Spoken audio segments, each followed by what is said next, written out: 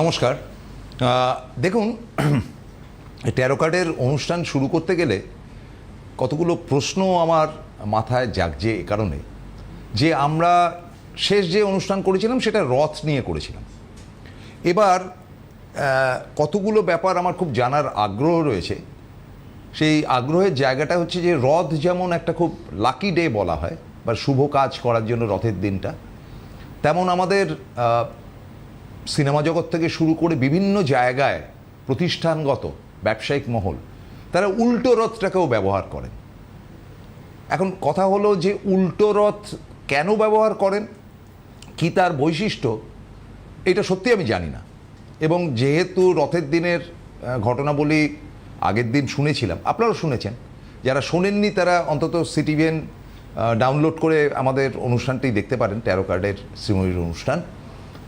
তবে আজকে আমরা কিন্তু আর ওই পুরনো দিকটায় থাকছি না, কারণ সামনের শুক্রবার উল্টো রথ। তো উল্টো রথ ডেফিনিট করেই তার তো কিছু ভালো দিক রয়েছে এবং শুভ দিক রয়েছে। আমরা দেখেছি বিভিন্ন জায়গায় বিভিন্ন ঘটনা কিংবা প্রতিষ্ঠানগত জায়গাতে উদ্বোধন ইত্যাদি। তো কেন আজকে সেই প্রশ্ন নিয়ে সরাসরি শ্রীময়ীর কাছে। ওয়েলকাম। হ্যাঁ, থ্যাংক ইউ প্রসেনদা। নমস্কার বন্ধুরা, আশা করি সকলে ভালো আছেন। হ্যাঁ, রথ থেকে উল্টো রথ পর্যন্ত অত্যন্ত একটি পুণ্য তিথি বলে আমরা মনে করি হিন্দুরা, এবং অনেকগুলো মাইথোলজিক্যাল ঘটনা রয়েছে। তার মধ্যে যেটা আমাদের সকলের জানা যে এই সোজা রথে জগন্নাথ দেব তার মন্দির ছেড়ে বেরিয়ে আসেন এবং রথে করে তিনি যান তার মাসির বাড়ি, এবং উল্টো রথ পর্যন্ত সেখানেই তিনি স্টে করেন, মানে ভাই বোনেদের নিয়ে মাসির বাড়িতে তিনি থাকেন। মাসির বানানো আপনার ওই পোড়া পিঠে ইত্যাদি তিনি ভক্ষণ করেন, ওটা ওড়িশা স্পেশাল।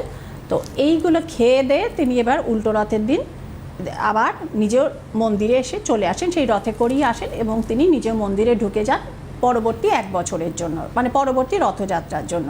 তাই উল্টো রথ, যেটা প্রসূনদা বললেন যে সোজা রথের মতো উল্টো রথ যথেষ্ট ইম্পর্টেন্ট। আমরা গৃহপ্রবেশ করতে দেখি, ফিল্মের মহরত প্রচুর পরিমাণে উল্টো রথে, রথের থেকে উল্টো রথে বেশি, সংখ্যাটা বেশি। এবং অদ্ভুতভাবে যারা আমাদের একটু মা কাকিমাদের বয়সী যারা রয়েছেন টিভির ওপারে, তারা একটা সময় উল্টো রথ নামে একটি সিনেমা পত্রিকা তারা খুব সাংঘাতিক জনপ্রিয় ছিল, অনেকেই লুকিয়ে লুকিয়ে পড়তেন। তো যাই হোক, তো সেই, এবং আমি আপনাকে বলি উইথ ডিউ রেসপেক্ট, যে উল্টো রথ একমাত্র বোধহয় পত্রিকা, মানে ম্যাগাজিন বলতে যেটা বোঝায় বই, সেটার পরেও অনেকগুলো সিনেমার ম্যাগাজিন বেরোলো। উত্তম কুমার কিন্তু উল্টো রথে ইন্টারভিউ দিয়েছিলেন। ভাবা যায় ওনার মতো জনপ্রিয়, কাউকে পাত্তা দিতেন না। হ্যাঁ, যেখানে ইন্টারভিউ দিতেন নিঃসন্দেহে সেটা মানে বোঝাই যায় জনপ্রিয়তার মাপকাঠি কতটা। তো সেখানে উনি দিয়েছেন। তো যেটা হচ্ছে যে আজকে আমরা বরং প্রসূনদা এই যে মাসির বাড়ি থেকে, হ্যাঁ মানে আমারও প্রশ্ন সেটা যে আপনি মাসির বাড়ির প্রসঙ্গটা তুললেন, যে তিনি গিয়ে মাসির বাড়িতে থাকেন ভাই বোনদের। এই মাসি ব্যাপারটা কি আমরা জানবো, মানে জগন্নাথের মাসিকে, হ্যাঁ জগন্নাথের মাসিকে বা তার ডিটেলটা জানবো। তবে তার আগে একটু ফোন দেখে নিই। ফোন রয়েছে, ওকে। হ্যালো। হ্যাঁ নমস্কার। নমস্কার। আমি ম্যাডামকে নমস্কার। আমি বাঁকুড়া থেকে বলছি, আমি তপতি ব্যানার্জি বলছি। আমি একটু আমার নিজের সম্বন্ধে জানতে চাইছি। হ্যাঁ ঠিক আছে, নমস্কার। Date of birth? হ্যাঁ 19/1/1987। 19/1/1987। 87। আচ্ছা তপতি, 1 থেকে 9 এর মধ্যে একটা নাম্বার বলুন ভাই। 5। আর আপনার প্রিয় রং? হ্যাঁ লাল। লাল। ডেস্টিনি নাম্বার 9 এসে। হ্যাঁ, কোশ্চেনটা এবার বলুন ভাই। বিয়ে হচ্ছে না, সেই জন্যই ফোন করেছি। বিয়ে হচ্ছে না, এজ কত হচ্ছে? 87 তে জন্ম? হ্যাঁ 87। হ্যাঁ 40 প্রায় 40। 39। হ্যাঁ ঠিক আছে, বলছি বিয়ে হচ্ছে না, বিয়ের চেষ্টা কতদিন থেকে হচ্ছে তপতি? 4-5 বছর থেকে হচ্ছে, কিন্তু কিছু মানে ঠিকঠাক মতো ক্লিক করছে না, তাই তো? মানে ওদের পছন্দ হয়ে যাচ্ছে তখন আমাদের পছন্দ হচ্ছে না, আর আমাদের যখন মানে দুটো ঠিক এক সরল রেখায় মিলছে না, বুঝতে পেরেছি। ফার্স্ট অফ অল হচ্ছে, হ্যাঁ একটা কার্ড রিভার্স পড়ছে, আপনি দেখুন এটা উল্টো কার্ড পড়েছে। অর্থাৎ আপনার এই বিয়ের যে প্রচেষ্টা এবং সেইখানে কেউ বা কারা এইটাতে ব্লকেজ করে রেখেছে, নাম্বার 1। নাম্বার 2 হচ্ছে যে আপনার রাহু এবং মঙ্গল এই দুটি গ্রহের সমস্যা রয়েছে। কোনো কোনো সময় এরকম হয়েছিল যে মোটামুটি কাছাকাছি গিয়ে শেষ মুহূর্তে বা তার আগের মুহূর্তে জিনিসটা থেকে আপনি কুইট করে এসছেন। হ্যাঁ দিদি, দুবার হয়েছে, এরকম জিনিসটা দুবার হয়েছে। সুতরাং এই রাহু এই একদম হওয়ার জিনিসটা আমাকে দেখতে এসে পছন্দ হয়ে গেছে, তো পাড়ার একটা মেয়ের সঙ্গে বিয়ে হয়ে গেছে, এরকম হয়েছে। হ্যাঁ, তো ওইটাই সেটা কোনো কথা না। ওইটাই বলছি যে নাম্বার 1 হচ্ছে যে এখানে যে ইভিল কিছু মানে মনোবাঞ্ছা নিয়ে কেউ বা কারা তারা আপনার বিয়েটা ব্লক করে রাখা আছে, যে কারণে রিভার্স কার্ডটা পড়েছে। এবং নাম্বার 2 গ্রহগত জায়গার মধ্যে রাহু এবং মঙ্গল, কারণ মঙ্গল হচ্ছে বিবাহ কারক আর রাহু হচ্ছে ওই শেষ মুহূর্তে হওয়া জিনিসটাকে অনিশ্চিত করে দেয়। এই দুটো জিনিসের প্রতিকার যদি আপনি করিয়ে নেন, এবং শ্রাবণ মাস চলছে, এই সময় আমি একটু বক্রেশ্বরেও যাব শৈবর্তীতে, আমি আসছি সে কথায়, তো দ্রুত যোগাযোগ করবেন। সেক্ষেত্রে অবশ্যই কিন্তু মোটামুটি 4-5 মাসের মধ্যে বিয়ে হয়ে যাবে, কিন্তু এই প্রতিকারগুলো করতে হবে। ভালো থাকবেন। মাসির বাড়ি, হ্যাঁ, মাসির বাড়ির প্রথম ব্যাপারটা কথাটা হচ্ছে যে তিনি মাসির বাড়িতেই যান, মাসির বাড়িতেই যান, অন্য কোথাও তিনি যান না। তো এইবারে হচ্ছে মাসিটিকে, মাসিটির নাম হচ্ছে গুন্ডিচা। হ্যাঁ, গুন্ডিচা মাসি, গুন্ডিচা ওড়িয়া নাম। আচ্ছা, তো এটা হচ্ছে একটি পৌরাণিক যে উপকথাগুলো রয়েছে, সেখানে জানা যায় যে মালব দেশের রাজা ইন্দ্রদুম্ন তিনি পুরীর জগন্নাথের মন্দির নির্মাণ করেছিলেন, এবং তার রানীর নাম ছিল গুন্ডিচা। তো তার ভক্তিতে তুষ্ট হয়ে জগন্নাথ দেব রাজা এবং তার স্ত্রী গুন্ডিচা মহারানীকে তিনি দিব্য দর্শন দিয়েছিলেন এবং বলেছিলেন যে তুমি কি চাও বৎস। তো রাজা তখন ইন্দ্রদ্যুম্ন একটু আশ্চর্য চাহিদা চাইলেন। তা কি সেই চাহিদা? না, আপনি আমায় আশীর্বাদ করুন প্রভু, আমার যেন কোনোদিন সন্তানাদি না হয়। না হয়, ইয়েস, হ্যাঁ। তো এটা খুব আশ্চর্য ঘটনা, একদম মানে নড়ে যাওয়ার মতো ঘটনা। তা জগন্নাথ আশ্চর্য হয়ে গেলেন, বললেন তুমি কেন এরকম বরদান চাইছো বৎস?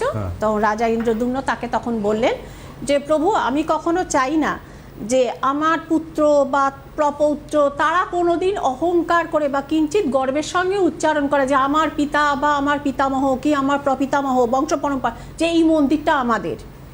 সেই কারণে আমি বংশধর চাই না, এবং এই মন্দির আমি আপনার জন্য নির্মাণ করেছি, এবং এই মন্দির আপনারই, অন্য কারণ নয়। কিন্তু জগন্নাথ তখন দেখলেন তার পাশে দাঁড়িয়ে, রাজার পাশে দাঁড়িয়ে রানী গুন্ডিচা কাঁদছেন।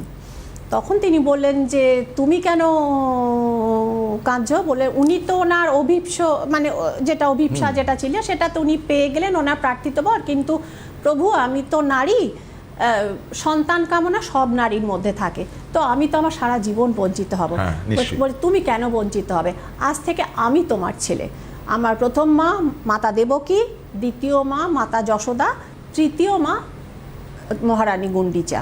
তো গুন্ডিচার যে বাড়ি সেটিকেই জগন্নাথের মায়ের বাড়ি বলে মনে করা হয়। হ্যাঁ হ্যাঁ, এবং সারা পৃথিবী ওই মানে দুজন মা, তারপরে আবার একজন মা, তাকে ওই মাসির বাড়ি, মাসিমার বাড়ি বলে সারা পৃথিবী তাকে জানে। গুন্ডিচা নামে তো একটা মন্দিরও আছে, ওই মন্দিরটাই হচ্ছে গুন্ডিচা রানীর বাড়ি, সেখানেই জগন্নাথ যান, মানে ওটাই তার মাসির বাড়ি। সারা পৃথিবী তাকে, জগন্নাথের মাকে মাসি বলে তারা জানে। চমৎকার। এই ধরনের গল্প হলে এমনিও দর্শকরা ভারী খুশি হবেন, কারণ আনকমন মেটেরিয়ালস, মানে আমাদের সনাতন ধর্মে প্রসুন্দা প্রচুর এরকম গাথা, লোকগাথা, অলৌকিক কাহিনী কিছু রয়েছে। অনেক ছোটবেলায় আমি সেগুলো পড়তেও ভালোবাসতাম, চর্চাও করতাম। মাঝে মধ্যে অনেকে রিকোয়েস্টে বলে থাকি এখন না, বাচ্চা কাচ্চাকে যদি এই ধরনের ঘটনাগুলো শোনানো যায় না, তারা খুব খুশি হবে। আমাদের দেশের যে সংস্কৃতি সেইটা তো তাদের জানা উচিত, তো না হলে তো তারা ছিন্নমূল হয়ে যাবে, নিজের সংস্কৃতিকে জানবে না। সেটা আমাদের জানানো উচিত। যারা দেখছেন তারা তাদের বাড়ির বাচ্চা কাচ্চাকে কিন্তু অবশ্যই এই গল্পটা বলবেন বা ঘটনাটা বলবেন। একটা ফোন আছে। হ্যালো, নিন, বলুন বলুন। হ্যাঁ, নমস্কার স্যার, আর ম্যাডাম তো নমস্কার। হ্যাঁ নমস্কার, কে বলছেন ভাই? আমি স্বর্ণদীপ পাল, কল্যাণী থেকে বলছি ম্যাডাম। ওকে, স্বর্ণদীপ? হ্যাঁ স্বর্ণদীপ পাল। স্বর্ণদীপ পাল, আচ্ছা। স্বর্ণদীপ 1 থেকে 9 এর মধ্যে ফার্স্ট ডেট অফ বার্থ। আমার ডেট অফ বার্থ 1 সেপ্টেম্বর 2001। 2001? হ্যাঁ 2001। ওকে, আর 1 থেকে 9 এর মধ্যে একটা নাম্বার? 1। 1। আচ্ছা, আপনার প্রিয় রং? আমার প্রিয় রং হচ্ছে গোলাপি। গোলাপি। এবার বলুন কি জানতে চান? কত এসেছে? বলছিলাম আমার চাকরিটা কবে হবে ম্যাডাম? চাকরি কবে হবে? কোন স্ট্রিমে পড়াশোনা করেছেন? আমি আর্টস নিয়ে গ্র্যাজুয়েশন পাস করেছি। আর্টস নিয়ে আর্টসে গ্র্যাজুয়েশন পাস করেছি। গ্র্যাজুয়েশন করেছেন। আর কিছু করেননি? না, তারপরে কিছু করিনি, এখন চাকরির পরীক্ষা দিচ্ছি আর চাকরির জন্য পড়াশোনা করছি। মানে গভর্নমেন্টের চাকরি চান, এই তো? হ্যাঁ হ্যাঁ হ্যাঁ। প্রাইভেট কোম্পানির চাকরি হলে হবে? হ্যাঁ? প্রাইভেট কোম্পানির চাকরি যদি ব্যবস্থা করে দেন উনি হবে? না না না না, আমার গভর্নমেন্ট ওনার প্রেফারেন্সটা গভর্নমেন্ট। ঠিক আছে, আমি দেখছি, কিন্তু ভাই গভর্নমেন্ট জব পেতে গেলে হরোস্কোপে সেটার প্রপার কানেকশন থাকতে হয়, কেমন? তো সেইটা মানে জায়গাটা আমি আগে দেখে নিচ্ছি। আপনার 9 এসছে ডেস্টিনি নাম্বার, আপনি একটু হোল্ডে থাকুন। ফার্স্ট অফ অল হচ্ছে যে দেখুন, আপনি আর্টস নিয়ে পড়াশোনা করেছেন, তো সেক্ষেত্রে গভর্নমেন্ট জব পেতে গেলে যে ধরনের অ্যাডমিনিস্ট্রেটিভ যে সমস্ত পড়াশোনাগুলো দরকার আছে সেগুলো কি আপনি করছেন? হ্যাঁ। সেগুলো করছেন তো? তা সেই পরীক্ষাগুলো আপনি দেওয়ার চেষ্টা করুন, একটু সময় লাগবে ভাই। ওনার এজটা কত হচ্ছে? 25, তাই তো? আচ্ছা, 25। আপনি কিন্তু পাশাপাশি ব্যাংকিং সেক্টরটাও একটু ট্রাই করতে পারেন। আর আরেকটা জিনিস বলবো, সানটাকে পাওয়ার আপ কিন্তু আপনি দেবেন। সানটাকে পাওয়ার আপ আপনি যদি দিয়ে দেন, তো সেক্ষেত্রে আপনার প্রথম জবটা কিন্তু, বা ছোটোখাটো বিজনেস বা প্রথম জব, অ্যাকচুয়ালি দু ধরনের কানেকশান আছে। মোটামুটি 28 বছর বয়স পর্যন্ত কিন্তু আপনার ছোটোখাটো প্রাইভেট জব বা ছোটোখাটো বিজনেসের কানেকশান রয়েছে। গভর্নমেন্ট জব পেতে পেতে আপনার অন্তত 32 বছর 5 মাস সময় লাগবে। বাপরে! ততদিন পড়াশোনা চালিয়ে যান, চেষ্টা চালিয়ে যান। এবং যেটা হচ্ছে সান এবং রাহু দুটোর প্রতিকারটা করবেন, কারণ রাহু হচ্ছে কাট অফ মার্কস যেটা যায়, রাহু কিন্তু সেটাকে কন্ট্রোল করে। প্রচুর ভালো ভালো ছাত্রছাত্রী প্রসন্দা কাট অফ মার্কসের জন্য কিন্তু শেষ মুহূর্তে চাকরিটা হয় না। এই দুটো জিনিসের প্রতিকারটা করিয়ে নেবেন, এবং পাশে পড়াশোনা এবং পরীক্ষা দেওয়াটা খুব জরুরি। কিন্তু 32 বছরের আগে হবে না। 32 আগে গভর্নমেন্ট জবটা অন্তত হচ্ছে না, অন্য চাকরি হতে পারে। ভালো থাকবেন। আমাদের যেটা শ্রীময়ী বললেন সেটা বাস্তবিক ক্ষেত্র সত্যি। যত দিন যাবে ধীরে ধীরে সরকারি চাকরি কিন্তু কমে আসছে। সারা বিশ্বে সরকারি চাকরি নেই।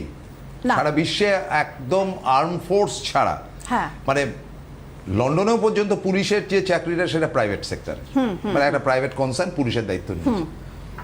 তো এই সরকারি চাকরির যে মহিমা ভারতবর্ষের বুকে এখনো তার চাহিদা সবচাইতে বেশি। এক সময় ছিলেন, হ্যাঁ, প্রিন্স হ্যারি। হ্যাঁ,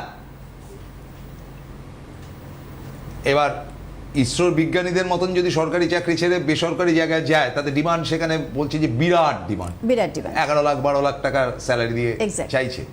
তো সেখানে সরকারি চাকরির ভাবনা চিন্তাটা বাঙালিদের মধ্যে সবচাইতে বেশি, আর তাই নিয়ে যত কেলেঙ্কারি তো হয়েছে গত বেশ কয়েক বছর ধরে, প্রচুর হয়েছে। তো সুতরাং এবার থেকে বাঙালি যারা ফোন করবেন বা করবেন, নিজেদের মানসিকতা শক্ত করুন। আমরাও চাকরি করি, 10 ঘন্টা 12 ঘন্টা ডিউটি দিই, পরিশ্রম করি, মাস গেলে মায়নাটা নিয়ে বাড়িতে যাই। সেই ভাবনাটার মধ্যে থাকুন। আমরা খুব অসুখী নই, কিন্তু এই সরকারি চাকরি করব 25 বছর বয়স 32 বছরে গিয়ে পাবে। তো উনি বললেন, আমি না, আমি জ্যোতিষ জানি না, উনি বললেন 32 বছরে। তাহলে 7 বছর আপনি বাড়িতে বসে থাকুন। দুর্ভাগ্যের বেটার হচ্ছে অন্য জবের জন্য চেষ্টা করুন, বা পাশাপাশি ছোটখাটো বিজনেসও আপনার কানেকশন আছে। আপনি যদি সেখানেও আপনার মানে সেই বলে না বুদ্ধি উৎকর্ষ লাগাতে পারেন, তো সেখান থেকেও আপনি কিন্তু ভালোভাবে লাভবান হতে পারেন। সেই কানেকশনও কিন্তু আপনার রয়েছে। তো এদিকটাও একটুখানি ফোকাস করে দেখুন। আচ্ছা প্রসন্ন, শ্রাবণ মাস তো শুরু হয়ে গেছে। তো আজকে আমাদের যেটা আমি গতদিন যেটা বলে গেছিলাম, শ্রাবণ মাসের প্রথম সোমবার, অর্থাৎ প্রথম সোমবার, জন্মদিন, শিব ঠাকুরের, হ্যাঁ, বাড়িতে শিব পুজো করেই আজকে বার হয়েছি। তো এইবার ব্যাপারটা হচ্ছে যে এই সময় যে গ্রহ নক্ষত্রের যে পজিশনটা প্রচুর মানুষ জানতে চান, যে শ্রীময়ী গ্রহ নক্ষত্রের পজিশনটা কি রয়েছে। তো গুরু কিন্তু বক্রী হয়েছেন 13ই জুলাই, এবং তার এই বক্র গতি থাকবে 12ই আগস্ট, অর্থাৎ যেদিন মানে শ্রাবণের অমাবস্যা পড়বে সেই দিন। গুরু আদিত্য যোগ নিয়ে আমি বলে গেছিলাম, সাথে সাথে গজকেশরী, কিন্তু এই গুরু আদিত্য যোগের গুরু কিন্তু বক্রী হয়ে গেছেন। এবং আরেকটি গ্রহ অলরেডি বক্র চলছে, যেটা হচ্ছে শনি মহারাজ, যিনি মেষ রাশিতে কিন্তু রেবতীতে তিনি বকরি হয়ে রয়েছেন। তা এই দুই মহাগুরু, একদিকে হচ্ছেন দেবগুরু আর একদিকে কর্মফলদাতার ন্যায়ের যিনি গুরু, তা দুজন বকরি হওয়ার ফলে তিনটে রাশি কিন্তু এফেক্টেড হবে। আমি শুনবো সেই 3 রাশির গল্প, কিন্তু তার আগে ফোনে যিনি আছেন। হ্যালো। হ্যাঁ নমস্কার, আমি মালদা থেকে বলছি। হ্যাঁ নমস্কার, বলুন। নামটা বলুন। হ্যাঁ হ্যাঁ, সুচিস্মিতা, আমার নাম সুচিস্মিতা রায়। সুচিস্মিতা রায়। রায়। রায়। আচ্ছা, Suchismita, Date of birth? Date of বার্থটা? হ্যাঁ 24/10/1985। 24/10/10 24/10/1985। 24শে অক্টোবর 1985, তাই তো? হ্যাঁ হ্যাঁ হ্যাঁ হ্যাঁ হ্যাঁ। আচ্ছা, এবার 1 থেকে 9 মধ্যে একটা নাম বলুন, মানে নাম্বার বলুন সুচিস্মিতা। 8।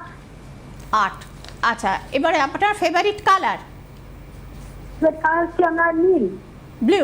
আচ্ছা, এবার কি জানতে চান সেটা বলুন, একটাই কোয়েশ্চেন। আমি কর্মস্থলে আমি বাড়ি থেকে কাছাকাছির মধ্যেই ছিলাম, কিন্তু আমাদের গুপ্তশত্রু ভাবে আমাকে অনেক দূরে ট্রান্সফার করা হয়েছে। তার মানে আপনি সরকারি চাকরি করছিলেন, এবার আপনার বাড়ির থেকে অনেক দূরে পাঠানো হয়েছে। ট্রান্সফার হ্যাঁ, দিয়ে। হ্যাঁ। ট্রান্সফার দিয়ে কি আপনি কাজ করতেন দিদিকে বলুন। হ্যাঁ, আমি বিএলআর অফিসে চাকরি করি। হ্যাঁ, বিএলআরও বিএলআর। বিএলও। হ্যাঁ হ্যাঁ, ব্লক ল্যান্ড রেভিনিউ হ্যাঁ অফিসার। হ্যাঁ হ্যাঁ, বুঝতে পেরেছি। আচ্ছা আচ্ছা। তা আপনি জানতে চাইছেন যে আপনি বাড়ির কাছাকাছি কবে আসতে পারবেন, তাই তো ভাই? হ্যাঁ হ্যাঁ হ্যাঁ হ্যাঁ হ্যাঁ হ্যাঁ হুম, হ্যাঁ, আপনার হ্যাঁ, নামটা খুব সুন্দর, তার মানেটাও খুব সুন্দর, আপনি জানেন আশা করি। শত্রুতার জায়গাটা যেটা আপনি বলেছেন, আপনি নিজে ফিল করেছেন অথবা কেউ বলেছেন, যাই হোক, এটা কিন্তু ঘটনা। ব্যাকবাইটার্স আপনার, মানে আপনি যতদিন বাড়ির কাছাকাছি চাকরি করছিলেন তখনও আপনার ছিল, সেটা যতক্ষণ না আপনার সাথে বিষয়টা সংঘটিত হয়েছে আপনি সেটা বুঝতে পারেননি। যাই হোক, এই জায়গাটা, এই গুপ্ত শত্রুতার জায়গাটা, এবং এই মুহূর্তে পরিস্থিতি একটু কঠিন হচ্ছে আপনার জন্য অ্যাডজাস্টমেন্টের, তাই তো? হ্যাঁ হ্যাঁ হ্যাঁ, একদম একদম একদম ঠিক বলেছেন, ঠিক একদম বলেছেন। অ্যাডজাস্টমেন্টের কঠিন হচ্ছে। এই মানে বদলির ব্যাপারটা কতদিন আগে জানতে পারলেন? এটা আমি 4 মাস হলো আমি বদলি হয়ে গেছি। 4 মাস 4 মাস আগে। এবং ডিপ্রেশন চলছে, সেই কারণে একটার পর একটা কার্ড যাচ্ছে, আপনি দেখুন আর বলুন যে এগুলো ঠিক কিনা। একদম আপনি যেটা বলছেন দিদি, একদম হ্যাঁ, ঠিক বলছেন। তো এই গুপ্ত শত্রুতার জায়গাটা আপনি বলুন, আমি কারো থেকে বেড়াতে পারবো, এখান থেকে কারো থেকে বেড়াতে পারবো, ট্রান্সফারটা করে পাবো, সেটা আপনি বলুন। হ্যাঁ, আমি সেটা বলে দিচ্ছি। দুটো জিনিসের প্রতিকার আপনাকে সেটা যে ঝট করে হবে এমন নয়। হ্যাঁ, বিজ্ঞানসম্মতভাবে আপনাকে করতে হবে। নাম্বার 1, আপনাকে কেতুর প্রতিকার করতে হবে, যেটা গুপ্ত শত্রুতার বা ব্যাকবাইটার্সদের ওটাকে ঠিকঠাক করে দেয়, এবং সানের কিছু একটা প্রতিকার করা দরকার, যাতে আপনি শ্বসন মানে আপনার যেটা মানে অভিষ্ট সেটা আপনি পান। এই দুটো সান এবং কেতু, এই দুটোর প্রতিকার করলে আপনি কিন্তু মোটামুটি 6-8 মাসের ভেতরে কিন্তু আপনি ফিরতে পারবেন। হ্যাঁ, তার মধ্যে কিন্তু আপনার রেকর্ডসটাও ঠিক রাখতে হবে। ভালো থাকবেন এবং যত তাড়াতাড়ি করতে পারবেন। হ্যাঁ, কি বলছিলেন আর কি বলছিলেন? হ্যালো, এটাই জানতে চাইছিলেন ওর লাইনটা। হ্যাঁ হ্যাঁ, মানে শি ইজ স্যাটিসফাইড। একদম একদম একদম স্যাটিসফাইড। এবার ব্যাপার হলো যে হ্যাঁ নিশ্চয়ই, এখন প্রসূনদা শ্রীময়ীর কাছে ওই 97% যে ব্যাপারটা রয়েছে, সেই পার্সেন্টেজের লোকটাই স্যাটিসফাইড। 3% ঈশ্বরের হাতে, এবং শ্রীময়ীও মানুষ, কোনো ম্যাজিশিয়ান, আলাদিন, জাদুকর কিছু নন। তো সুতরাং 100 জনের মধ্যে 3 জনের কাজটা নাও হতে পারে, এটা মাথায় নিয়ে শ্রীময়ী আচ্ছা, আমার না একটা প্রশ্ন ছিল, সেটা আমি রথে আবার ব্যাক করে গিয়ে যাচ্ছি। হ্যাঁ, সেইটা হলো যে এই যে আপনি বললেন পোড়া কি পোড়া পিঠে, পোড়া পিঠে, পোড়া পিঠে জগন্নাথ দেব ভালোবাসেন। এখন কৃষ্ণের নানান রকম রূপ, কৃষ্ণ যখন উত্তর ভারতে থাকেন তখন তার এক ধরনের লাড্ডু খান, বাংলায় ছানা খান।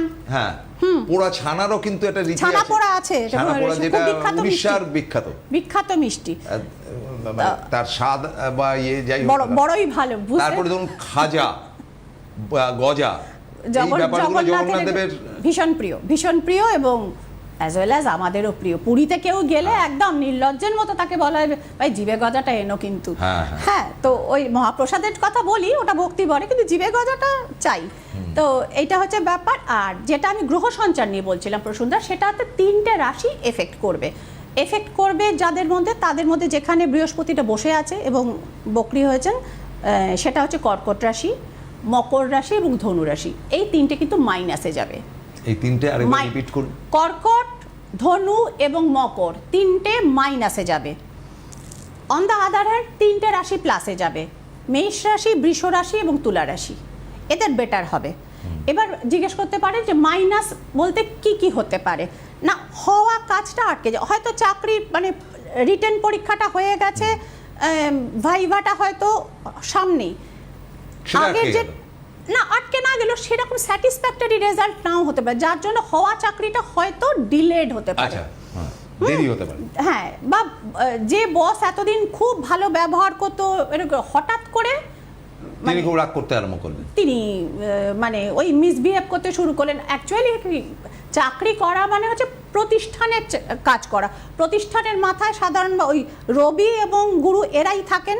সেক্ষেত্রে মানে যিনি স্কুলে চাকরি করেন, সব জায়গার বস কিন্তু বৃহস্পতির দ্বারা কন্ট্রোল না, কিন্তু স্কুল কলেজ অর্থাৎ শিক্ষাগত প্রতিষ্ঠান যেগুলো, সেখানে দেখা গেল যে প্রিন্সিপাল ভয়ঙ্কর চটে গেছেন কারোর ওপরে, এবং সেখানে মানে একটা বেশ শোকজ টাইপের এসে যেতে পারে।